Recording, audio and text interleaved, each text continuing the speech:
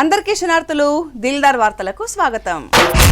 ఇప్పుడు బడికి పోయే పిల్లల కోసం తల్లిదండ్రులు మస్తు కష్టపడుతున్నారు. మనప్పుడు కూడా కష్టపడ్డారు గానీ వాళ్ళ రెక్కల కష్టం బువ్వకు బట్టకు పొట్టకన్నట్టే అయిపోయాయి. కానీ ఇప్పుడు పేద పిల్లల కోసం చాలా మంది ముంగట పడుతున్నారు. నువ్వు కూడా 4 బుక్కులు పట్టుకొని పోయి రీల్స్ గిట్లా వేద్దామని అనుకుంటున్నావా? ఎట్లా? బుక్కులు కాదు, దేవుడు నాకేమన్నా వరం ఇచ్చి కోట్ల రూపాయలు ఇస్తే ఖచ్చితంగా అందరికి ఒక పూట రోజు బువ్వ పెడతా. అబ్బో, అగ చూడు ఎంత ఇష్టంగా తింటున్నారో పిల్లలు బువ్వ. ఆహా, మాజీ మంత్రి రామన్న కూడా పిల్లలతోటి కలిసి బువ్వ తింటున్నాడు. కాంగ్రెస్ సర్కార్కు ఎప్పుడు చూసినా కర్రు కాల్సి వాతలు పెట్టే రామన్న బుద్ధికి కూసని బువ్వ తింటున్నాడు. ఏంది కథ అనంట్రా? ఇది సర్కార్ పెట్టిన బువ్వ పథకం కాదు, తలసాని సీనన్న పెట్టిన పథకం. పట్నంలా పేదలు చదువుతున్న ఒక బల్లే తలసాని ఫౌండేషన్ పేరుతోటి బువ్వ పెట్టే కార్యం ముంగటేసుకున్నాడు అన్న. పిల్లలకి మరి మోస్ట్ ఆఫ్ ద కిడ్స్ ఇక్కడ ఉన్న కూర్చున్న పిల్లలు చాలా మంది చాలా బలహీన వర్గాల కుటుంబాల నుండి, చాలా పేదరికం నుండి, దిగువ మధ్య తరగతి నుండి వచ్చిన పిల్లలు. వాళ్ళకి ఉదయం పూట మరి బ్రేక్ఫాస్ట్ తిన్నా తినకపోయినా మధ్యాహ్నం మంచి పౌష్టికాహారం అందించాలనే ఉద్దేశంతో శ్రీనివాస్ యాదవ్ గారు చొరవ తీసుకొని వారందరికీ తలసాని మరి ట్రస్ట్ తరఫున ఈ కార్యక్రమాన్ని ఏర్పాటు చేసినందుకు వారికి మనస్ఫూర్తిగా నా ధన్యవాదాలు, శుభాకాంక్షలు కూడా నేను తెలియజేస్తా ఉన్నాను. అవునే రామన్న, మరి మీరు ఏలవాడలు ఉన్నప్పుడు ఈ టిఫిన్ పథకం ఎందుకు షురూ చేయలేదే? ప్రభుత్వంలో ఆనాడు మేము ఉన్నప్పుడు మరి చాలా ప్రయత్నాలు చేశాం. సీఎం బ్రేక్ఫాస్ట్ స్కీమ్ పేరిట కూడా ఒక కార్యక్రమాన్ని, చక్కటి కార్యక్రమాన్ని కూడా ఆనాడు కేసీఆర్ గారి నాయకత్వంలో 2023 సంవత్సరంలోనే ప్రారంభించుకున్నాం. మళ్ళీ తప్పకుండా నాకైతే విశ్వాసం ఉంది, ఇంకా చేయాల్సిన పని చాలా ఉంది. తప్పకుండా మళ్ళీ అవకాశం వస్తుంది, వచ్చినప్పుడు ఇంకా మెరుగ్గా పనిచేయాలన్న ఆలోచన కూడా. ప్రభుత్వాలు చేసినా స్వచ్ఛంద సంస్థలు చేసినా పేదింటి పిల్లలకు మంచి చదివే కాదు, మంచి భోజనం కూడా దొరుకుతున్నది. కాయ కష్టం చేసుకునే తల్లిదండ్రులకు పిల్లలకు మేలే అవుతున్నది.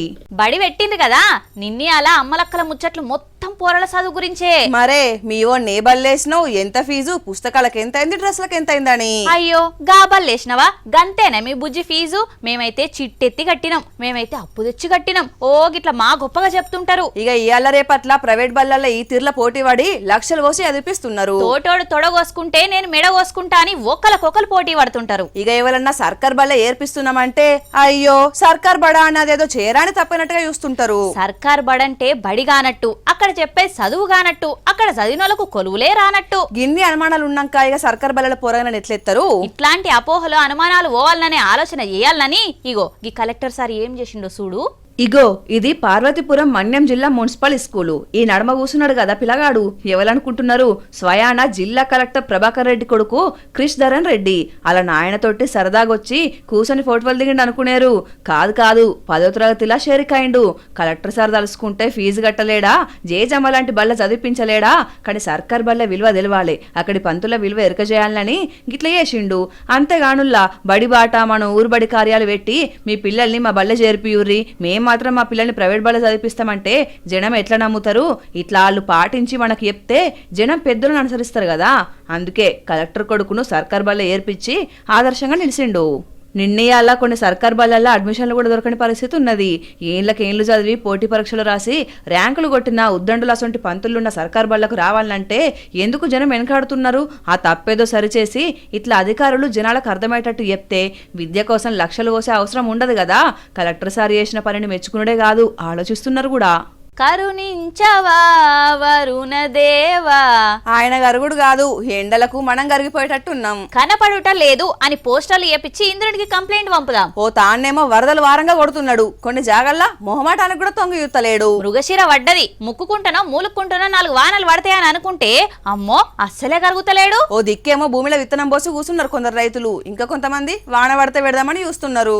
చూసి కళ్ళు కాయలు కాస్తున్నాయి తప్ప వానదేవుని జాడ మాత్రం లేదు. ఇట్లా కాదు గాని ఇక లగ్గం చెయ్యాలి. ఇప్పుడు మంచి రోజులు ఉన్నాయారా? ఇంతకేవల్ది లగ్గం? కప్పలకు అట్లనే వానలు పడతాయి కావచ్చు.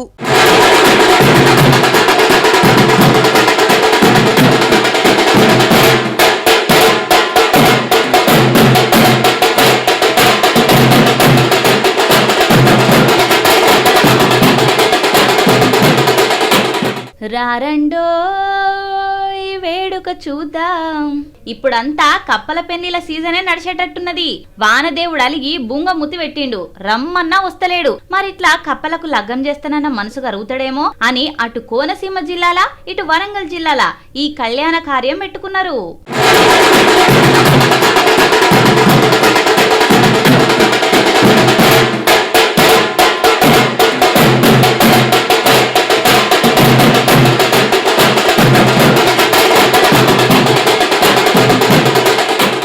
కప్పల దోలాడుకొచ్చి పెళ్లి పిల్లను పెళ్లి కొడుకుని చేసి రోకల బండకు గట్టి గిట్ల ఇల్లు తిరిగితే అమ్మలక్కలు నీళ్ళారవోస్తారన్నట్టు. ఇది ఇప్పుడు కాదు, మన తాతలు ముత్తాతలకెళ్ళొస్తున్న ప్రయోగం. వానలు వడకుంటే కృత్రిమ వానలు గురిపిచ్చుడు ఇప్పటి సైంటిస్టుల పనైతే ఇట్లా కప్పలకు పెళ్లిలు చేసి మేఘాలు కరిగేటట్టు చేసుడు పెద్దలు చెప్పిన ప్రయోగం అన్నట్టు. చూద్దాం, ఇప్పటికైనా జాలి కలిగి జాలువారుతాడేమో. ఎద్దున్నోనికి బుద్ధుండదు, బుద్ధున్నోనికి ఎద్దుండదు. ఏవాలంటుంది నన్ను అయి ఉండదులే ఆయన. నిన్ను కాదులే గాని కొంతమందికి అన్ని తీర్లున్న ఆసక్తి తక్కువ ఉంటది, కొంతమందికేమో ఎంతో పట్టుదల ఉంటది గాని కాలం కలిసి రాదు. అదేరా జీవితం అంటే. పాపం చదువుకోవాలని చాలా ఆరాటం ఉంది గాని పూటకే వెళ్ళని పేదరికం వెంటాడుతున్నది. ఎవరి గురించి నువ్వు చెప్పేది? అగ్గో గా బుజ్జి గురించే. కడుపు నిండా తిన్నోనికి ఆకలి విలువ తెలియదు, కడుపుల గాలినోళ్ళకే తెలుస్తుంది. అన్ని తీర్లున్నోళ్లకు చదువు విలువ తెలియకపోవచ్చు గాని పాపం చదువుకోవాలని మనసులో గంపడి ఆశలున్నా దరిద్రం ఆ ఆశలను చంపేస్తున్నదని బాధపడుతున్నది గీ బుజ్జి. అయ్యో వదిలేసిండు, అమ్మ అనారోగ్యంతో మంచం పట్టింది. తీరా 10వ తరగతి పరీక్షల ముంగల బిడ్డ నిడిచి తిరిగిరాని లోకాలకు పోయింది. అత్తమ్మ చీర తీసింది, 10వ తరగతి వరకు చదివిపించింది. అయినా సరే ఆ బాధనంతా కడుపులో దాచుకొని 10 పరీక్షలు రాసి ఫస్ట్ క్లాస్ లో పాస్ అయింది. అసలు బాధ ఇప్పుడు మొదలైంది. అత్త కోడలిద్దరూ చిన్న హోటల్లో పని చేస్తేనే పూటకెళ్తుంది. మరిగా నేను ఇంటర్ ఎట్లా చదవాలి, అమ్మ కోరిక తీర్చేందుకు డాక్టర్ని ఎప్పుడు కావాలి అని ఇట్లా కలెక్టర్ను అధికారుల సాయం కోసం తిరుగుతుంది. ఇవలన దాతలు ఆ బుజ్జి బాధను చదువు పట్లున్న ప్రేమను అర్థం చేసుకుని చదివిపిస్తే మంచిగా చదివి గొప్ప పేరు తెచ్చుకుంటా అంటుంది. పైసలు ఇస్తే 4 రోజులకు మర్చిపోతారు కావచ్చు గాని అదే విద్యాదానం చేస్తే జీవితాంతం గుర్తుపెట్టుకునే కాదు, నలుగురికి పంచే స్థాయికి ఎదుగుతారు. మరి అట్లాంటి దాతలు ఎవరన్నా బుజ్జిని చదివించి తన చుట్టూ తాను తిరుక్కుంటా సూర్యుని చుట్టూ తిరుగుతుంది కదరా. అంతేకాదు భూమి చుట్టూ మనుషులు కూడా తిప్పుకుంటున్నదిరా. ఇదెక్కడ కథ కచ్చింది? అరే నీ కరటి పండు ఓల్సి తినిపియాలనమ్మా. ఈ రోజుల్లో భూమికి ఆ రేంజ్ లో క్రేజ్ ఉంది అంటున్నా. అవునవును, గుంటెడు భూమి కోసం సచ్చేతందుకైనా సంపేతందుకన్నా రెడీ అంటున్నారు. ఈ లోకంలో విలువైంది ఏది అంటే ప్రాణమని కాదు భూమి అనే చెప్తారు చాలా మంది. అగ్గో మరి ఆ భూమి అధికారుల వల్ల చేజాతే ఊకుంటారా? వచ్చి మీకు మర్యాద చేసి 9 గంటలకు వచ్చి కూర్చొని వస్తుండే చూడేలా అంటే నేను వచ్చాడు కూర్చుంటే ఎదవనా రైతును ఆడ భూమి మీద కూర్చొని భూమి కోసం పోరాటం చేస్తుండు కదా. ఆ అన్నది నెల్లూరు జిల్లా గన్నెపల్లి. వాళ్ళ తాతల నాటి నుంచి వారసత్వం వస్తున్న భూమిని నిషేధిత జాబితాలో రాసిండ్రట అధికారులు. అట్లెట్లా రాస్తారు, నాకు అన్యాయం ఎట్లా చేస్తారని తహసీల్దార్ కార్యాలయంలో పంచాయతీ పెట్టిండు. వ్యవసాయం చేసుకొని బతికే నా భూమిని మీరు గుంజుకుంటే నేనేం చేసుకొని బతకాలే అని బాధ ఉంటది కదా. ఇక నా సమస్య తీరేదాకా లేవనని మొండిపట్టు పడితే కంప్లైంట్ పెట్టు, తప్పకుండా నీ సమస్య పరిష్కరిస్తాం అని మాటిచ్చిండు ఎంఆర్ఓ. కూర్చుంటే మాకు తెలీదు. ఇరిగేషన్ నేనేం తెచ్చుకోను. ఇరిగేషన్ డిపార్ట్మెంట్ కాడికి పోయి నేను తెచ్చుకున్నాను. ఉండవయ్యా 2016లో ముట్టేసి ఇచ్చారు, కాగితం ఇచ్చారు. అది కాదు.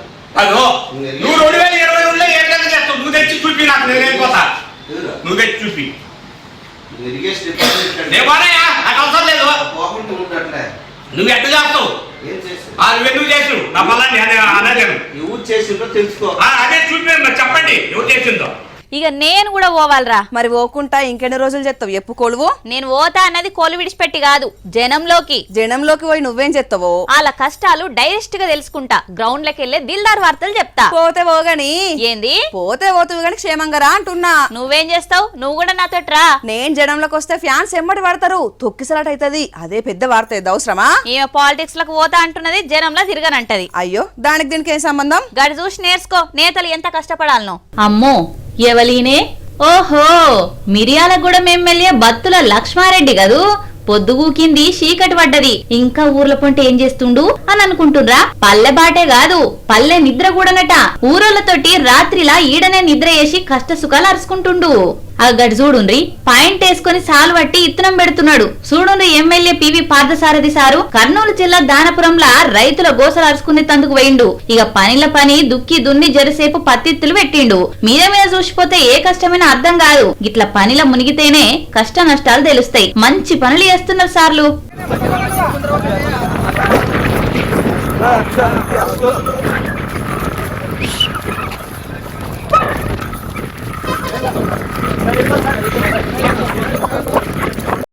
రామ కనవే మీరా శ్రీ రఘురామ కనవే మీరా. ఎంతో రుచి ఎంతో రుచి ఎంతో రుచిరా. ఓ అమ్మ, నువ్వేమన్నా శబరి అనుకుంటున్నావా? రామయ్యకు పెట్టే పనులు ఎంగిలి వేస్తందుకు అక్కడ పెట్టు. ఓ రామని నామెంతో రుచిరా అని వాడుతున్నారా? అట్లా వాడు. ఇంతకు ఆ రామయ్యను వేడుకుంటున్నది ఎందుకు అని అనుకుంటున్నారా? ఇగో ఇందుకు. అప్పట్లా సీతమ్మకు రామదాసు చింతాకు పథకం చేపించిండు, భరతునికి పచ్చల పథకం చేపించిండు కదా. మన కలియుగ దైవం వెంకన్న స్వామికి వజ్ర వైడూర్యాలు పొదిగిన కిరీటాలు సొమ్ములు సమర్పిస్తూనే ఉంటారు భక్తులు. ఇప్పటి వరకు భగవంతునికి భక్తులు ఖరీదైన కానుకలే చదివిపించినా ఇప్పుడు ఖరీదైన నైవేద్యాలు కూడా సమర్పిస్తున్నారు. ఇగో ఇవే ఆ బాలరామునికి అయోధ్యకు చెందిన రైతు ప్రకాష్ సింగ్ పెట్టిన నైవేద్యం మామిడి పండ్లు. అగో మామిడి పండ్లు అనుకునేరు, ఇవి మామూలు మామిడి పండ్లు కాదు, మియాజాకి మామిడి పండ్లు. 1 కిలో ధర అక్షరాల 3 లక్షలు. జపాన్ కెళ్ళి తెప్పించిన ఈ విత్తనం 2 ఏళ్ల కింద తన తోటలు పెట్టిండు. ఇక తొలి ఖాత ఆ బాలరామునికి భక్తితోటి సమర్పించిండు. అయ్యో మీరెందుకు గట్లా షాక్ అయిపోయారు? ఈ మామిడి పండ్లు చూసినప్పుడు ఫస్ట్ నువ్వు కూడా గట్లనే నోరు తెరిచినావు కదా. ఇవుల్లా ఇయాల్టి దిల్దార్ వార్తలు. మళ్ళొచ్చే దిల్దార్ వార్తలల్లా మళ్ళీ కలుద్దాం. అంతవరకు చూస్తూనే ఉండండి వనితా టీవీ. నమస్తే.